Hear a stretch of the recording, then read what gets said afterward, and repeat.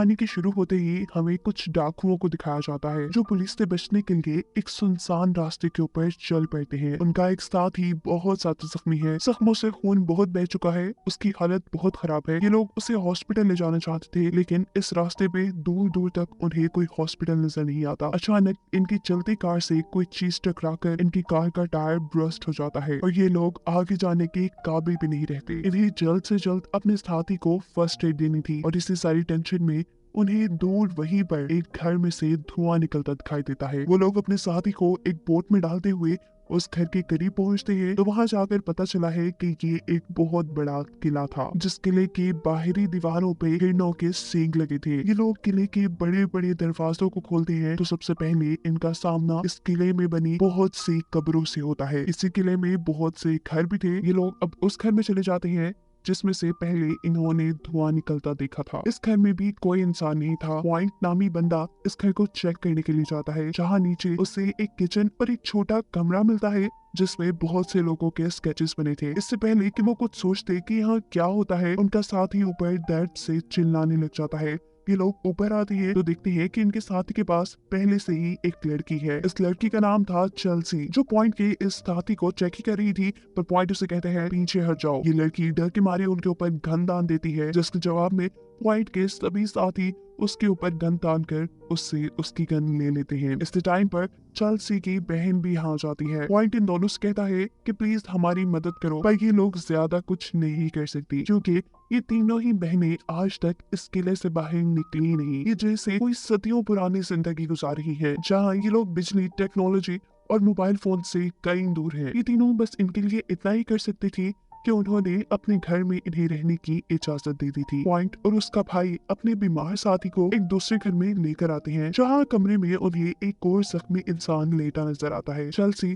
अब पुराने तरीकों से इस लड़के का इलाज करना शुरू करती है। इस आदमी का जख्म इतना गहरा था कि किसी चीज ने जिस्म के आर पार होकर जिस्म में सुराख कर दिया था। चेल्सी के पूछने पर पॉइंट बताता है कि वो लोग पुलिस से बचकर भाग रहे थे, जिस दौरान उसका साथी दरख्त की टहनियों से टकरा गया। बातों ही बातों में चेल्सी पॉइंट को ये बताती है कि वो आज तक इस किला से बाहर नहीं गई। वो चाहती है कि बाहर जाकर वो इस पूरी दुनिया को देखे, समुद्र को, रेत को, हर चीज को। जिसके बाद अब चेल्सी पॉइंट से कहती है कि तुम जाकर खाना खा लो, मुझे बस अब इस आदमी की बॉडी पर टांके लगानी है। पॉइंट यहाँ से चला जाता है और हम देखते हैं कि चेल्सी उसके जख्मों को सीने के साथ उसके होठों को भी सी चुकी थी। सीन कट होकर दिखाया जाता है कि चेल्सी की दूसरी बहन पॉइंट के एक साथी को लेकर स्टोर रूम तक आई थी, जहाँ से उन्हें पॉइंट के साथियों के लिए कुछ बिस्तर लेने थे। लेकिन यहाँ आकर ये लड़की इस आदमी को एक बिस्तर पे लेट जाने को कहती है। वो असल में बिस्तर नहीं था, एक ट्रैप था, जिसपे लेटते ही वो आदमी एक गड्ढे में गिर चुका था।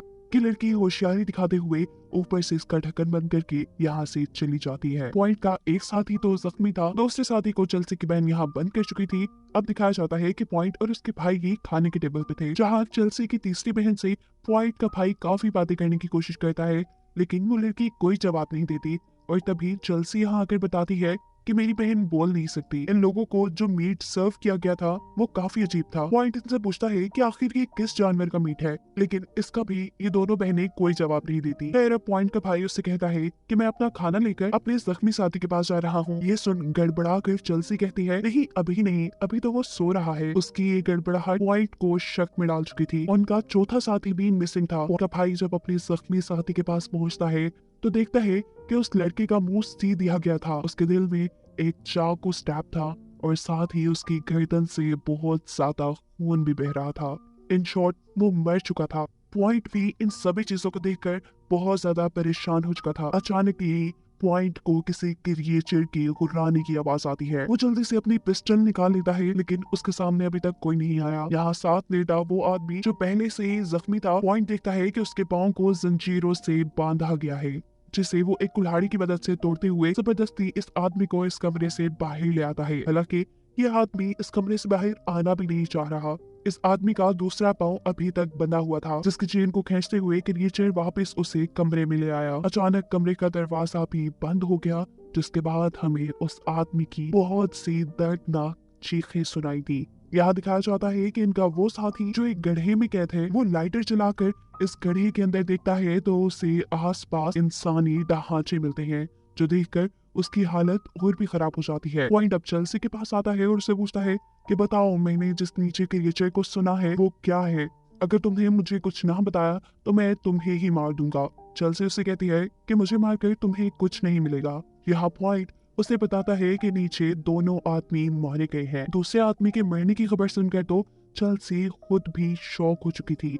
दिखाया जाता है कि पॉइंट का भाई चेल्सी की छोटी बहन को ढूंढते ढूंढते स्टोर तक आ जाता है, जहाँ के एक घड़े में उसके दूसरे साथी को कैद किया गया था। यहाँ उसे चेल्सी की दूसरी बहन मिल जाती है, जो उसे अपने जाल में फंसाते हुए अचानक उसके सर पर कुल्हाड़ी से वार करते हुए उसे बेहोश कर देती है। उसे जब होश आया तो वो उल्टा लटका हुआ था। उसके जिस्म से जहाँ जहाँ से खून निकल रहा था वो नीचे एक बर्तन में जमा किया जा रहा था। हमें पता चला है कि जंजीर से बंधा वो दूसरा आदमी जो उस कमरे में था और जो अब मर गया, वो असल में इन तीनों बहनों के डैड थे, जिनके मरने के बाद चेल्सी अब उनके लिए प्रेयर कर रही थी। और सबसे शॉकिंग चीज हमें ये देखने को मिलती है कि वो मरा हुआ इंसान अचानक से उठ खड़ा होता है और आहिस्ता आहिस्ता अपनी बेटी की तरफ ऐसे बढ़ने लगता है जैसे अभी वो उसे मार खाएगा। लेकिन चेल्सी भी काफी होशियार थी।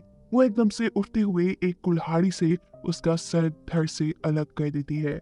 पॉइंट अभी तक इनके घर की इन्वेस्टिगेशन कर रहा था। वो अब एक ऐसे कमरे में पहुंचता है जहां बहुत सी गाड़ियों की नंबर प्लेट्स लटकी हुई थी, जिसे देखकर वो सारी इनकी गेम समझ जाता है। जिस चीज से टकराकर उसकी गाड़ी का टायर ब्रस्ट हुआ था वो एक पूरा ट्रैप इन लड़कियों ने लगाया था। ये रोज किसी न किसी को फंसा कर यहाँ तक लेके आती थी और फिर उन्हें मार देती थी। जिसके अगले सीन में हमें दिखाया जाता है कि क्रिएचर उस गड्ढे का दरवाजा खोल रही थी, जिसके अंदर से पॉइंट का साथी बार बार निकलने की कोशिश कर रहा था और वो क्रिएचर एक ही दम उसे पकड़ कर मार देता है। दूसरी तरफ चेल्सी की छोटी बहन अब स्टोर में पॉइंट के भाई के पास आती है। उसने पॉइंट के भाई का एक स्केच बनाया हुआ था। ये लड़की उन लोगों के स्केच बनाती थी जिनको ये लोग शिकार बनाकर यहाँ लाया करते थे, और यही स्केच तो पहले पॉइंट ने एक कमरे में भी देखे थे। पॉइंट का भाई इस लड़की से कहता है, प्लीज मुझे बख्श दो, मुझे यहाँ से जाने दो। इसी दौरान यहाँ पर उस लड़की को क्रिएचर की आवाज आती है। वो यहाँ से भाग जाती है और दिखाया जाता है कि वो क्रिएचर आकर पॉइंट के भाई के ऊपर उल्टा लटक कर उसका खून पी रहा है। और ये सब पॉइंट भी देख चुका था, जो अपने भाई को ढूंढते ढूंढते यहाँ आया था। इससे पहले कि अब वो क्रिएचर पॉइंट के ऊपर भी हमला करता, पॉइंट उसे गोलियों से छीलनी करना शुरू कर देता है। और यहाँ हमें पहली मर्तबा उस क्रिएचर का चेहरा दिखाया जाता है। वो एक वैम्पायर था जिसके मुंह पे इस वक्त पॉइंट के भाई का खून लगा था। इस क्रिएचर के यहाँ से जाने के बाद पॉइंट ने अपने भाई को ऊपर से उतारा और इतने में ही यहाँ चेल्सी की छोटी बहन अपने हाथ में कुल्हाड़ी ले आ गई।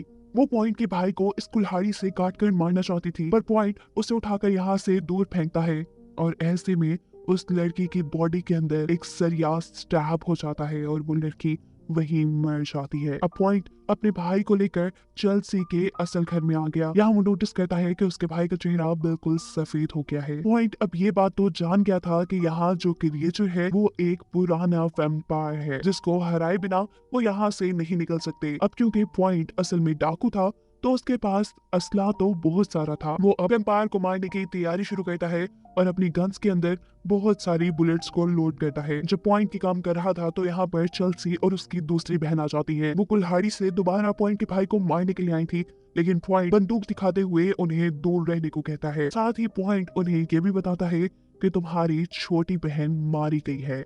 ये सुन वो दोनों शॉक हो जाती हैं और अब चेल्सी बड़े आराम से पॉइंट को समझाती है कि तुम्हें अपने भाई को मारना पड़ेगा, वरना कुछ ही देर में ये भी एक वैम्पायर बनकर जाग जाएगा और तुम्हें ही काटने लगेगा। तुम चाहे तो इसे जला दो या इसके दिल के ऊपर वार करो या इसकी गर्दन काट दो, कुछ भी करो, इसे बस मार दो। जब पॉइंट उनकी बात नहीं मानता तो चेल्सी यहाँ उन्हें अपनी कहानी सुनाती है। वो बताती है कि जब वो लोग रोमानिया से यहाँ आए तब वो वैम्पायर इनके अंदर कहीं छुप कर यहाँ आ गया। इस वैम्पायर से दुनिया को बचाने के लिए इन सब लोगों ने मिलकर दुनिया से दूर ये किला बनाया। हम उसे वक्त वक्त से खाना देते रहे, इस वजह से उसने दुनिया पर हमला नहीं किया। पर जब सारा खाना खत्म हो गया तो इस वैम्पायर ने हमारे किले के लोगों को ही मारना शुरू कर दिया। बाहर जो कब्रें दिख रही हो ना, वो हमारे किले के लोगों की ही है जिसे इस वैम्पायर ने मारा है। चेल्सी बताती है कि वैम्पायर ने सबको मार डाला, बस हम तीनों बहनें और हमारे फादर बचे थे। जिसके बाद हम अपने आप को और अपने डैड को बचाने के लिए बाहर से लोगों को लाते रहे उस वैम्पायर को देने के लिए, ताकि वो इस किले से बाहर जाकर दुनिया में तबाही ना मचाए। वैम्पायर ने अगर बाहर किसी आदमी को काट लिया तो वो भी वैम्पायर में बदल जाएगा और ऐसे बाहर बहुत तबाही हो सकती है। पॉइंट उससे कहता है कि फिर इसमें ज्यादा सोचने वाली क्या बात है, तुम उस वैम्पायर को मार डालो। जिस पर चेल्सी उसे कहती है कि तुम्हें क्या लगता है इससे पहले किसी ने ट्राई नहीं किया होगा। बहुत से लोगों ने उसे मारने की कोशिश की पर सभी उसका ही शिकार हो गए। इनकी इन्हीं बातों के दौरान पीछे से पॉइंट का भाई अब वैम्पायर बन के जाग जाता है और अपने भाई के ऊपर ये हमला करता है। उसे मारने के लिए जब चेल्सी की बहन पीछे से कुल्हाड़ी लेकर आती है तो ये लड़का चेल्सी की बहन को ही काट लेता है। मौका पाते ही पीछे से पॉइंट अपने ही भाई के दिल में कोई चीज स्टैब करके उसे मार देता है। अगर वो ऐसा ना करता तो यहाँ सभी लोग वैम्पायर बन जाते। यहाँ दिखाया जाता है कि चेल्सी की दूसरी बहन भी मर रही थी, लेकिन वो मरते मरते कहती है कि मैं अभी भी उस वैम्पायर को मारने में तुम्हारा साथ देना चाहती हूँ। वो इन दोनों से कहती है कि उस वैम्पायर के लिए एक ट्रैप बनाओ जिसमें मैं खड़ी हो जाऊंगी। वो जब मुझे मारने आएगा तो तब तुम दोनों उसको मार देना। चेल्सी अपनी बहन को स्टोर के उसी गड्ढे में ले आती है जहां आकर वैम्पायर काफी लोगों को मारा करता था। वैम्पायर भी खून की बू सूंघते सूंघते यहाँ आ जाता है। मौका देखते ही पॉइंट और चेल्सी वैम्पायर को इस गड्ढे के अंदर धकेल देते हैं, जिसके बाद ये जल्दी से उसके ऊपर के दरवाजे की कुंडी लगा देते हैं। वैम्पायर को इन सारी चीजों का अंदाजा नहीं होता क्योंकि यहाँ उसे चेल्सी की बहन खाने के तौर पर मिल गई थी। जिस वक्त वो उसका खून पीने में बिजी था, पॉइंट गड्ढे के ऊपर के दरवाजों में सुराख करके अंदर पेट्रोल फेंक कर वहाँ आग लगा देता है, जिससे फाइनली अब ये वैम्पायर मर चुका है। वैम्पायर के मरने के बाद चेल्सी के ऊपर से सारी जिम्मेदारी खत्म हो गई थी। वो फाइनली इस किले से बाहर जाकर बाहर की दुनिया देख सकती थी। उसने अपने किले के दरवाजे खोल दिए थे। वो यहाँ से बाहर जाने वाली थी, लेकिन तभी वो देखती है कि पॉइंट के कंधे पर वैम्पायर के काटने के निशान है। यानी कुछ ही देर में अब पॉइंट भी एक वैम्पायर बन जाएगा और चेल्सी को अब इसे भी खत्म करना पड़ेगा। और इसी वजह से चेल्सी दोबारा अपने किले के दरवाजे बंद कर देती है और ये कहानी यही खत्म हो जाती है।